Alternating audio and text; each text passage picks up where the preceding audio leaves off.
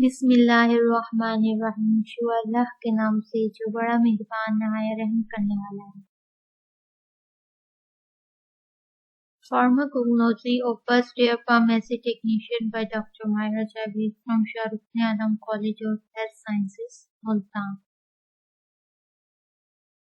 Chapter 7 Chromatography.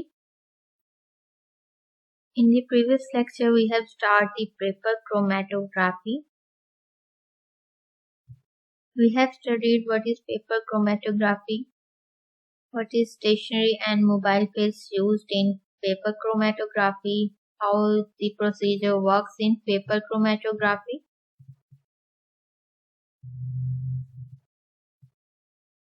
And today we will discuss the styles of paper chromatography कि हम जो chromatography technique है वो हम किस किस तरह अप्लाई कर सकते हैं। हम असेंडिंग में कर सकते हैं, डिसेंडिंग में कर सकते हैं, सर्कुलर में कर सकते हैं या फिर रेडियल में हम कर सकते हैं।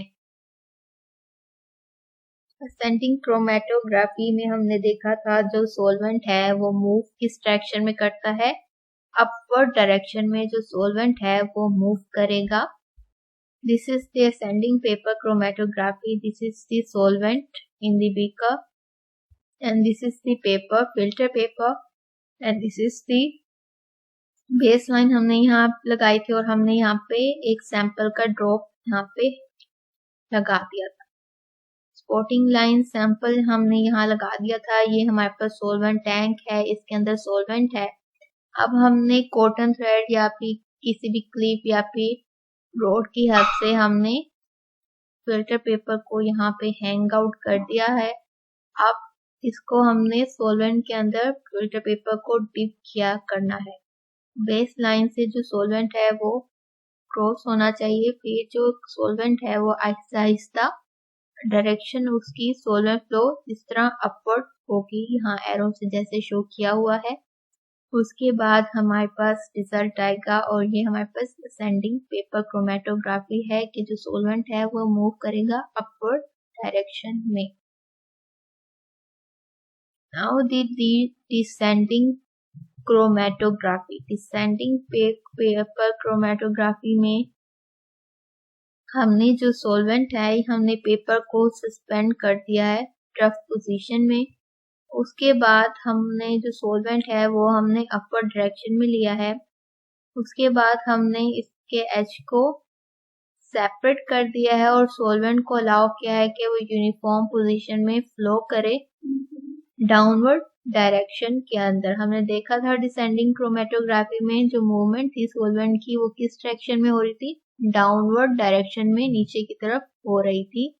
हम सॉल्वेंट जब अपवर्ड डायरेक्शन में फोर्स लेंगे तो जो डायरेक्शन है सैंपल की वो डाउनवर्ड डायरेक्शन में सॉल्वेंट की मोबाइल फेस डाउनवर्ड डायरेक्शन में फ्लो करेगा।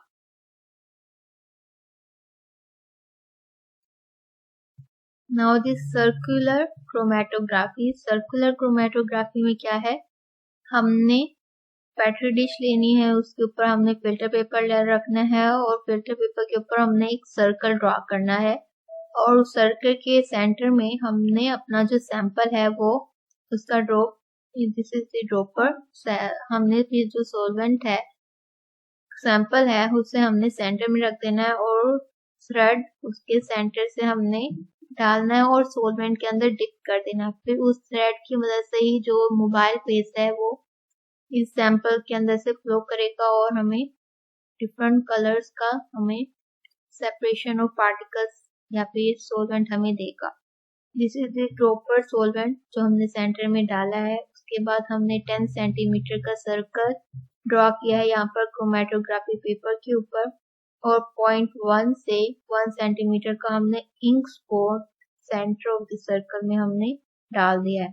फिर हमने सॉल्वेंट को अलाउ किया है कि वो इजीली फ्लो करे और हमें सेपरेशन ऑफ कंपाउंड्स यहाँ पर दे और डिफरेंट कलर सैंपल हमें यहाँ पर सर्कुलर पोजीशन में यहाँ पे हमारे पास रिजल्ट आ जाएगा।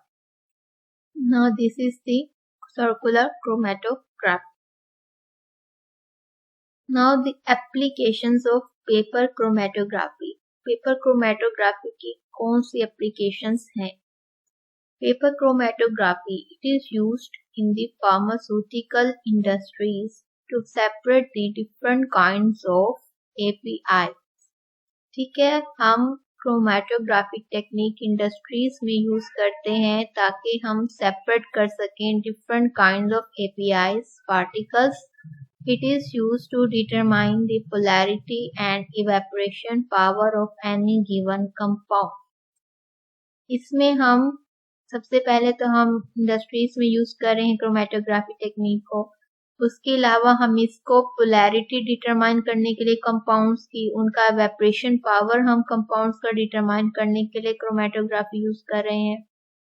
It is used in the identification of poison. हम पॉइजन भी मालूम कर सकते हैं कि पॉइजन इसमें से कौन सा है. It is used in the analysis of different medicines की एनालिसिस में ये हमारे पास क्रोमेटोग्राफिक टेक्निक यूज होती है. It is used in the separation of different body tissues.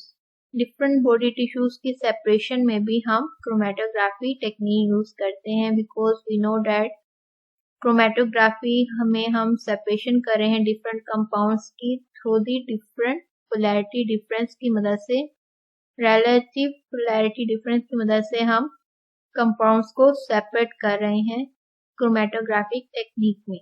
It is used in forensic medicine for the investigational purpose.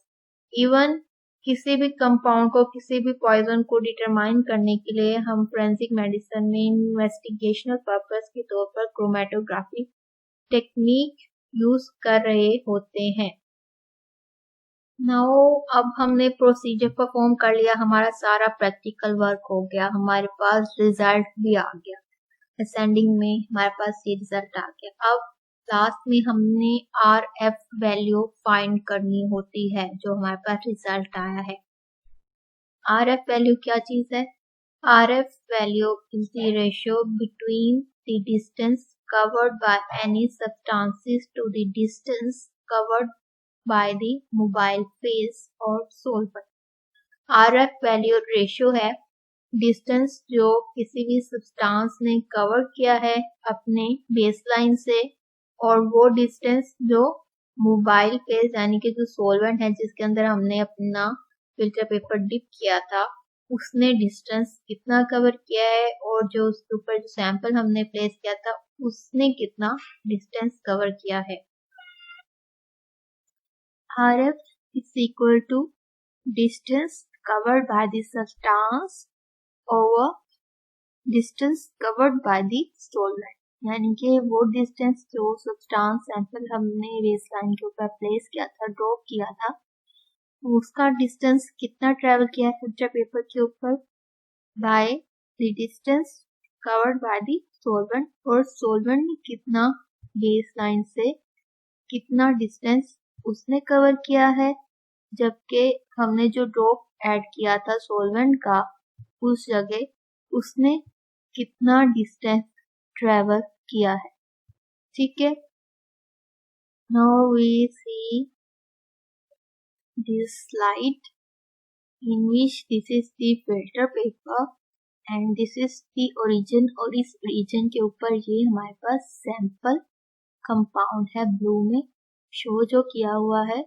उसके बाद यहाँ से जो डिस्टेंस है सोल्वेंट सैंपल का वो कितना डिस्टेंस कवर किया है, वो यहाँ तक कंपाउंड ने डिस्टेंस कवर किया है, जबकि जो सोल्वेंट है उसने कितना डिस्टेंस कवर किया है, उसने यहाँ तक डिस्टेंस कवर किया है जिसे हम सोल्वेंट फ्रंट कह देंगे, और जो सैंपल की न्यू पोजीशन है कंपाउंड की वो ये है.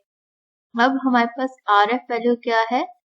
RF इज इक्वल टू होता है distance covered by the substance by the distance covered by the सोल्वेंट. अब हम यहाँ से देखते हैं कि यहाँ से यहाँ तक सोल्वेंट ने कंपाउंड ने कितना डिस्टेंस कवर किया है, वो है 2.1 सेंटीमीटर, जबकि डिवाइडेड बाय किससे है? सोल्वेंट फ्रंट, यानी कि जो सोल्वेंट ने डिस्टेंस कितना कवर किया है बेस लाइन से, बेस से यहाँ तक सोलवेंट फ्रंट का डिस्टेंस है 2.8 सेंटीमीटर।